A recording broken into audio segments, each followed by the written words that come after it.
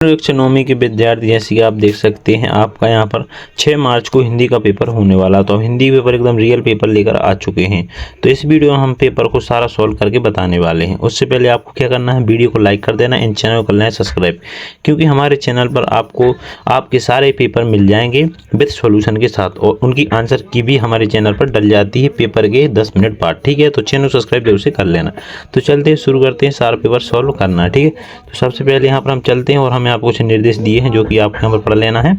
ठीक है, तो हम चलते हैं सीधे सही विकल्प चुनकर आना है। हमारे बहुविकल्पी प्रश्न देखते हैं। ठीक है, तो यहाँ पर देखते हैं पहला प्रश्न, कबीरदास की भाषा थी। तो कबीरदास की भाषा कैसी थी, तो कैसी भाषा थी उनकी, तो उनकी भाषा थी कैसी, साधु कंडती कंडी, मतलब यहाँ की इनका राइट आंसर हो जाएगा यहाँ पर चौथा वाला। ठीक है, नेक्स्ट, काव्य की शोभा बढ़ाने वाले तत्वों को कहते हैं, क्या कहते हैं काव्य की शोभा बढ़ाने को, उसे कहते हैं अलंकार। क्या कहते हैं, अलंकार। ठीक है, नेक्स्ट क्या है, अनुक्रम में अनु शब्द है। अनुक्रम में अनु शब्द क्या है, तो अनुक्रम में अनु शब्द है उपसर्ग। क्या है बच्चों, क्या है बच्चों, क्या है उपसर्ग। ठीक, क्या है उपसर्ग। ठीक है, नेक्स्ट क्या है, कुची कुची शब्द का अर्थ है। कुची कुची शब्द का अर्थ क्या हो जाएगा इसमें, तो कुची कुची शब्द का अर्थ हो जाएगा दया दया। ठीक है, क्या हो जाएगा, दया दया। ठीक है, क्या हो जाएगा, दया दया। ठीक है, नेक्स्ट क्या है अपना, वर्णों के सार्थक योग को कहते हैं। वर्णों के सार्थक योग क्या कहते हैं, शब्द कहते हैं। क्या कहते हैं बच्चों, शब्द कहते हैं। ठीक है, लेखक ने अपनी नानी को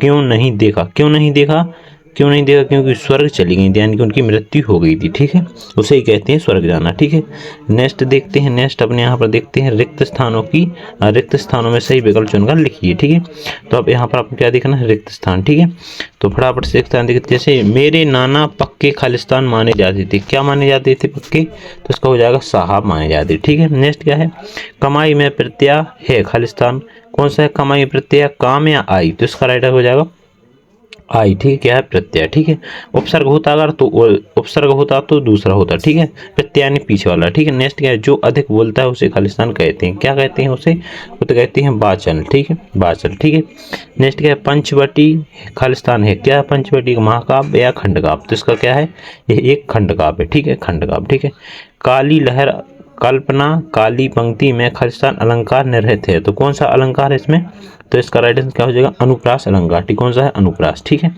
नेक्स्ट लास्ट में क्या है, ललद खालिस्तान भाषा की लोकप्रिय कवित्री थी। कौन थी कवित्री, तो इसकी हो जाएगा राइट आंसर, तो कश्मीरी थी। ठीक है, नेक्स्ट अपना क्या है, यहाँ पर सही जोड़ियाँ हैं, तो सही जोड़ियाँ देख लेते हैं।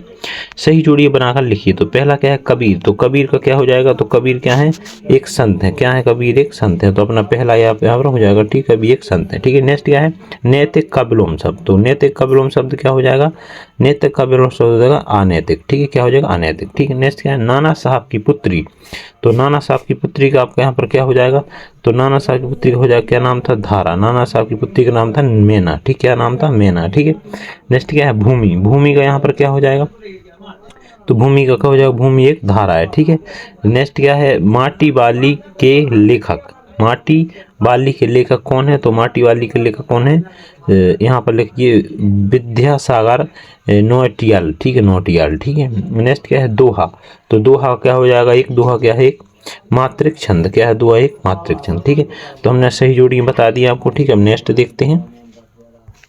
नेक्स्ट है एक वाक्य में उत्तर, तो पहला क्या है, हिंदी गद्य साहित्य का इतिहास कब से प्रारंभ हुआ, तो कब से प्रारंभ हुआ था, आधुनिक काल से। ठीक, 19वीं शताब्दी से प्राप्त हुआ था। ठीक है, नेक्स्ट क्या है, प्रबंध महाकाव्य के भेद होते हैं, कितने होते हैं, 3 भेद होते हैं। कितने होते हैं, 3 भेद। ठीक है, नेक्स्ट क्या है, हिंदी का उपन्यास सम्राट किसे कहा गया, तो किसे कहा गया, मुंशी प्रेमचंद को। किसे, मुंशी प्रेमचंद को कहा गया है। ठीक है, रचना के आधार पर वाक्य में कितने भेद होते हैं, तो कितने होते हैं, 3 भेद होते हैं। ठीक है, रीढ़ की हड्डी एकांकी किस समस्या पर आधारित है, तो रीढ़ की हड्डी किसी मानसिकता और असमानताओं पर आधारित है। ठीक है, इस पर मानसिकता और असमानताओं पर आधारित है। ठीक है, किसी विशेष स्थल की यात्रा का सजीव वर्णन किस विद्या में किया गया है, किसमें, यात्रा व्यतीत विद्या में किया गया है। ठीक है, किसमें, यात्रा व्यतीत विद्या में किया गया है। ठीक है, नेक्स्ट है अपना पांचवा प्रश्न क्या है, तो पांचवें में क्या है, सत्य दिए हैं, तो हम सत्य देख लेते हैं।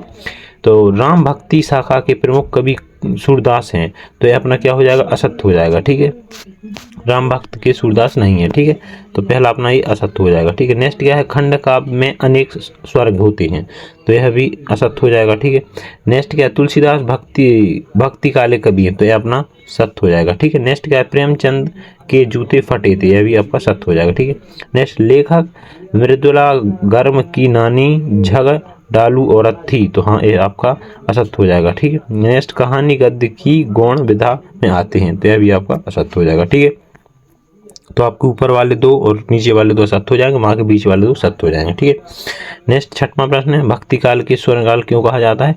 तो पहले हम कुछ क्वेश्चन देख लेंगे फिर उनके बाद आंसर देंगे। तो अब पहले हम सारे क्वेश्चन देख लेते हैं फिर सारे के आपको आंसर बता देंगे। ठीक है, तो भक्ति काल को स्वर्णकाल क्यों कहा जाता है। ठीक है, अथवा में क्या है, वीर गाथा काल की कोई दो विशेषताएं बताइए। ठीक है, नेक्स्ट है, कबीरदास अथवा माखनलाल चतुर्वेदी क्या सौंदर्य में कोई दो विशेषता लिखिए। ठीक, विशेषताएं लिखिए। ठीक है, आठवां क्या है, किसी शासन की तुलना कम प्रभाव में की गई है और क्यों। ठीक है, मानसरोवर के कवि कालिदास का अर्थ समझाइए। ठीक है, नौवां अलंकार की परिभाषा बतानी है आपको। अथवा में रस कितने अंग होते हैं और प्रत्येक का नाम बताइए। ठीक है, 10वां में यमक अलंकार की परिभाषा। ठीक है, अथवा में अनुप्रास अलंकार की परिभाषा। कहानी एकांकी में कोई दो अंतर लिखना है। ठीक है, एकांकी व नाटक में कोई अंतर बताने हैं आपको। ठीक है, 12वां में मैना की अंतिम इच्छा कीत क्या थी। ठीक है, अथवा मनुष्य ईश्वर को कहाँ ढूंढता फिर रहा है। ठीक है, 13वां मुंशी प्रेमचंद महादेव वर्मा की दो रचनाएं लिखते हुए साहित्य में उनका स्थान लिखना है। ठीक है, 14वां क्या है, कांजी होश में कौद पशुओं को हजारी क्यों ली गई है। ठीक है, छोटे बच्चों में बैलों के प्रति क्या प्रेम उड़ रहा था। ठीक है, 15वां क्या है, लेखक अपनी नानी के व्यक्तित्व में क्यों प्रभावित था। ठीक है, अथवा भूख मीठी को भोजन मीठा से क्या अभिप्रिय। ठीक है, नेक्स्ट क्या है, दोहा छंद की परिभाषा उदाहरण देकर समझाइए। ठीक है, अथवा चौपाई छंद की परिभाषा बतानी है आपको। ठीक है, 17वां संधि और समास में अंतर लिखना है। विज्ञापन लेखक सही तारीफ क्या। तो आप यहाँ पर देख सकते हैं प्रश्न क्रमांक 6वां, भक्तिकाल स्वर्णकाल क्यों कहा गया, आप लोग देख लेना। ठीक है, 7वां कबीरदास सौंदर्य की विशेषताएं दी हैं, यहाँ पर पढ़ लेना आप लोग। ठीक है, 8वां प्रश्न यहाँ पर देख लीजिए, किस शासन की तुलना कम अंधेरे के प्रभाव में की गई है। ठीक है, और अलंकार की परिभाषा है। ठीक है, नेक्स्ट 10वां है, यमक अलंकार की परिभाषा। कहानी उपन्यास। ठीक है, अनुप्रास अलंकार की परिभाषा। ठीक है, यहाँ पर 12वां प्रश्न है, मैना की अंतिम इच्छा मुंशी प्रेमचंद की दो रचनाएं साहित्य में स्थान। ठीक है, 14वां प्रश्न है। ठीक है, 15वां है। ठीक है, अथवा भी दी है, इसमें देख लेना।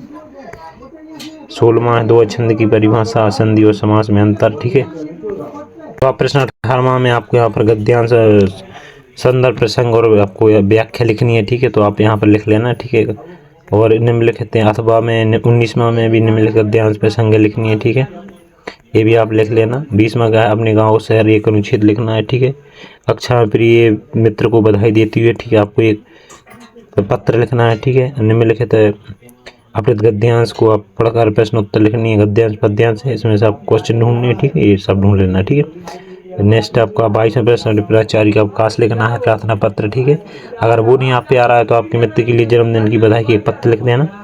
और उसमें आपको यहाँ पर निबंध दी है। तीसरे में जीवन खेलो महत्व, दैनिक जीवन में इंटरनेट का महत्व क्या है। ठीक, जल संरक्षण के उपाय, कंप्यूटर या विद्यालय अनुसाधन। ठीक है, इन सबको आपको कर लेना। ठीक है, तो अभी हम सबके आंसर दिखा देते हैं। तो प्रश्न 18 का आंसर आप यहाँ पर देख लीजिए। ठीक है, 19 है। 20 का आंसर देख लीजिए। ठीक है, 21 का आंसर देख लीजिए आप यहाँ पर। ठीक है, 22 में आपको आवेदन लिखना, आवेदन देख लीजिए यहाँ पर कुछ इस प्रकार लिख सकते हैं आप। ठीक है, और आप यहाँ पर निबंध है तो निबंध आप इनमें से किसी में निबंध लिख दिए। ठीक है, ठीक है, तो हमने सारा पेपर का सोल्यूशन आपको बता दिया है। मिलते हैं नेक्स्ट वीडियो में, तब तक के लिए थैंक्स, धन्यवाद। ठीक है, थैंक्स फॉर वॉचिंग।